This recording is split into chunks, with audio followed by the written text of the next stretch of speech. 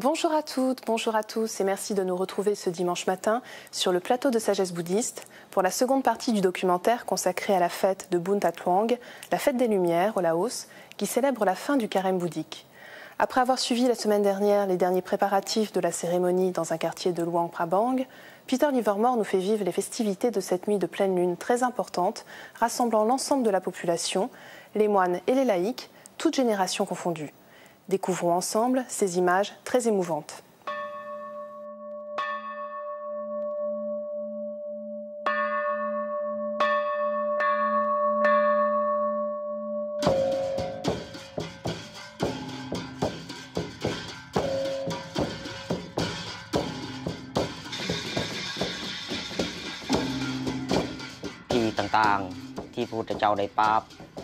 Chaque jour saint, il faut battre le tambour. Ne pas le faire signifie qu'on ne respecte pas les commandements. C'est pour cela que le Bouddha nous a enseigné de battre le tambour tous les jours saints, sans exception. Aujourd'hui, c'est le Hokpansa, le dernier jour du carême bouddhique, l'un des moments les plus importants de l'année bouddhique au Laos. Cette journée commence à 4 heures du matin, suivie par une prière d'une importance particulière, puisqu'elle met fin à 3 mois de règles de vie bien spécifiques. La pleine lune du 15e jour marque le dernier jour du carême. Il est différent des autres jours, car la population vient de partout pour faire des offrandes aux bonzes. Tout le monde écoute les enseignements de la doctrine bouddhique. Vers 7 heures du matin, les habitants de la ville commencent à se rassembler au temple pour faire l'aumône, le takbat, comme ils le font chaque jour. Mais ce jour est spécial. La foule est nombreuse, tout le monde est vêtu de ses plus beaux atours et les offrandes sont abondantes.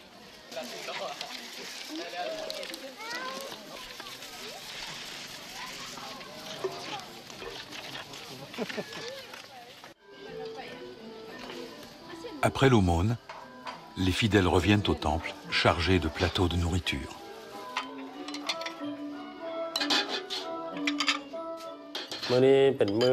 Aujourd'hui, c'est le jour de sortie du carême. Les Laotiens préparent des gâteaux et toutes sortes de plats qu'ils offrent aux bonzes.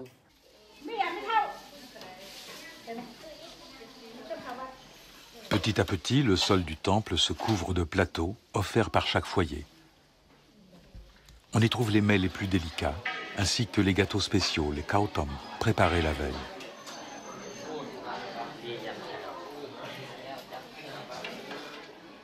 Les bonzes doivent attendre que les vénérables du temple aient mangé pour commencer.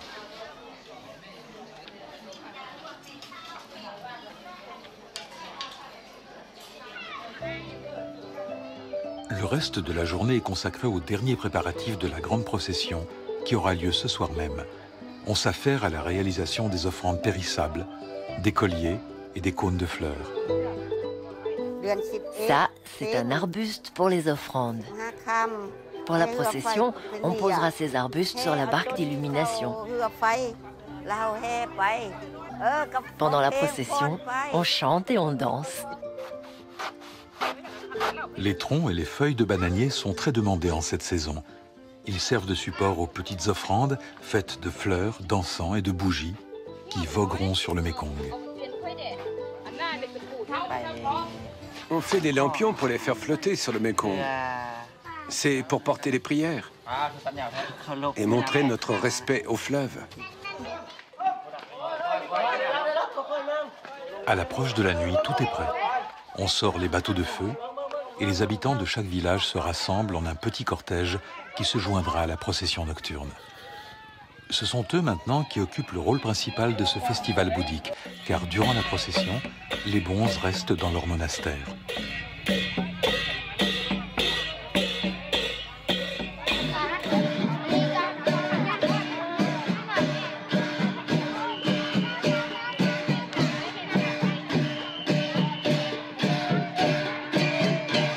Les barques de feu prennent enfin vie et grâce à la lumière, révèlent leur personnalité.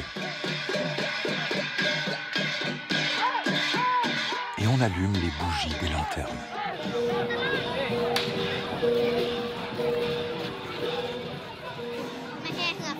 participent à la procession de la barque de Ban Na Luang.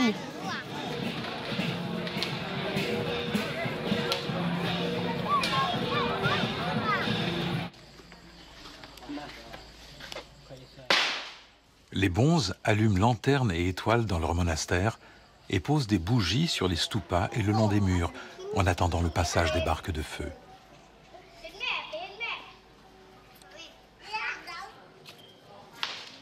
Toute la ville attend, illuminée, l'arrivée de la procession. Enfin, la procession commence.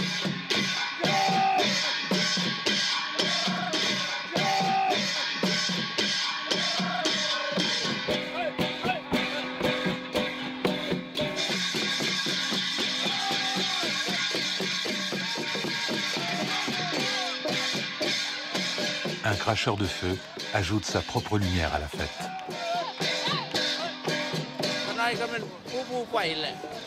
Oui, je suis le cracheur de feu. À chaque arrêt, je crache le feu. Mon feu ajoute à la lumière. Qu'on soit un bonze ou une personne ordinaire, on a besoin de lumière.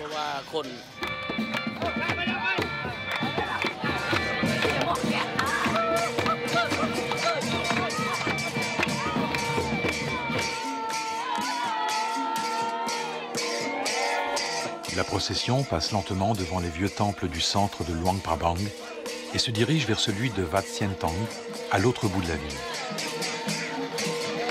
Chaque village compare sa créativité et la beauté de son œuvre à celle des autres, comme celle-ci, de Ban Na Luang. Nous voulons que notre création soit la plus belle, qu'elle soit mieux que les autres. Nous voulons avoir accompli le plus beau travail. Nous sommes très fiers. Notre honneur est en jeu. Nous avons mis tout notre savoir-faire dans la réalisation de la barque, parce qu'il y a une compétition.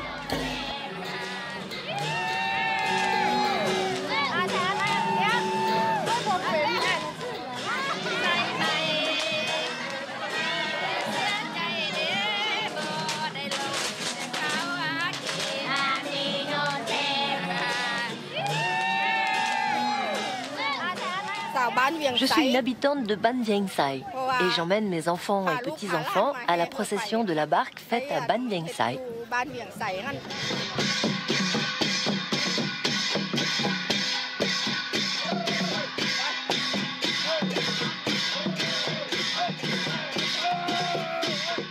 Les bonzes regardent la foule passer depuis l'enceinte de leur sanctuaire, gardiens paisibles de leur lumière face à l'énergie électrique de la foule.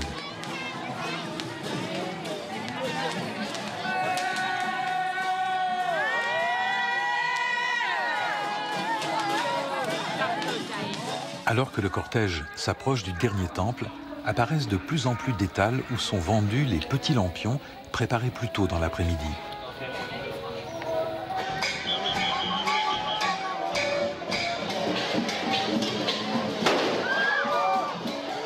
Les bateaux de feu atteignent enfin le temple de Wat Sien Tong, où le cortège s'arrête le temps d'une cérémonie à l'intérieur de la pagode.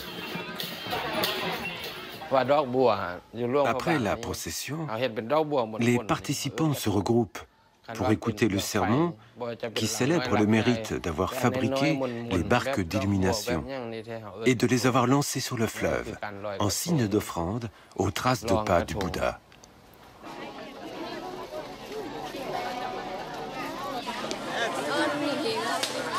Au pied des marches, les habitants de la ville ont déjà commencé leurs offrandes, en famille souvent. Ils allument leurs bougies et, la tête inclinée en l'honneur du Bouddha, demandent sa bénédiction. Avec précaution, ils lancent dans la nuit leur petite embarcation destinée à voguer, porteuse de leurs souhaits.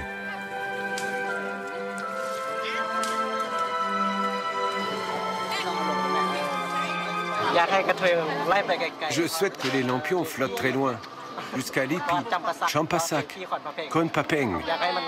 Que les lampions suivent joliment le cours du fleuve. Ces lampions qui flottent sont une offrande au Seigneur Naga.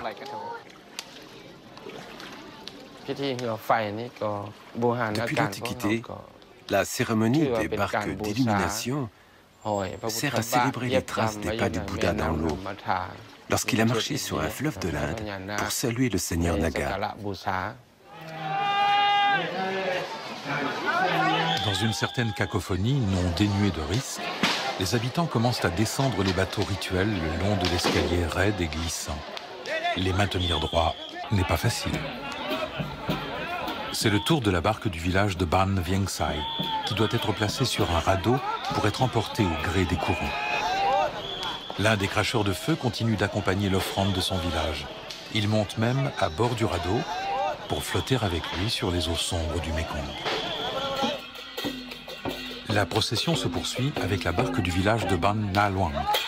Les habitants sont fiers d'assister à l'ultime voyage de leur création, qui portera leurs prières loin sur le fleuve.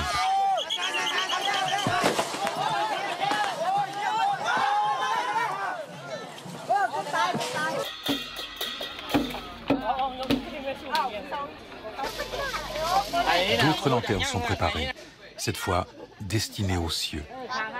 La foule regarde ces minuscules points de lumière s'élever avec majesté vers la lune, dans sa plénitude, en cette nuit du Hok Pansa.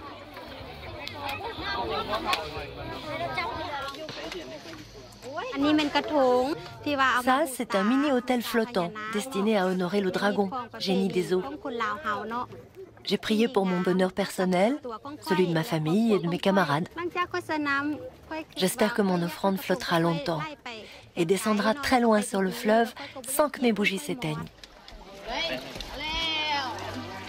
Au centre du Mékong, des milliers de points lumineux descendent déjà le fleuve. Ils viennent des villages en amont de Luang Prabang, où les nouvelles petites embarcations les rejoignent.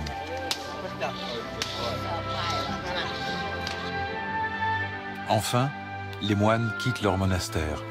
Le carême est terminé et ils ne sont plus obligés de rester retirés dans leur sanctuaire. Chargés des décorations qu'ils ont eux-mêmes créées, ils rejoignent à leur tour le fleuve et les déposent sur ses eaux. C'est en effet la fin des 3 mois du Pansa, le carême bouddhique, temps de grande abstinence. Les moines, purifiés et renforcés par la méditation et l'observance de règles strictes, sont prêts à entamer un nouveau cycle de l'année bouddhiste.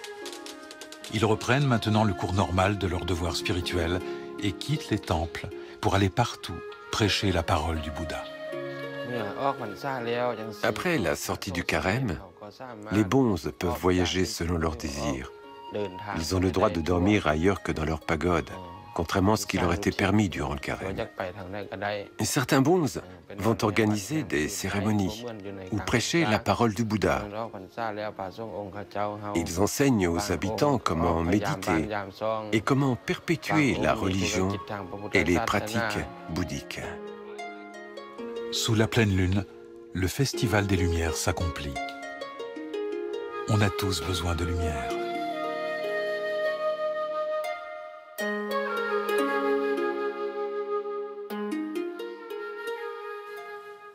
C'est sur ces images de grande ferveur que nous nous quittons.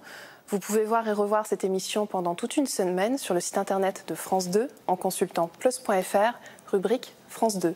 Merci à tous de votre fidélité. Je vous souhaite un très bon dimanche.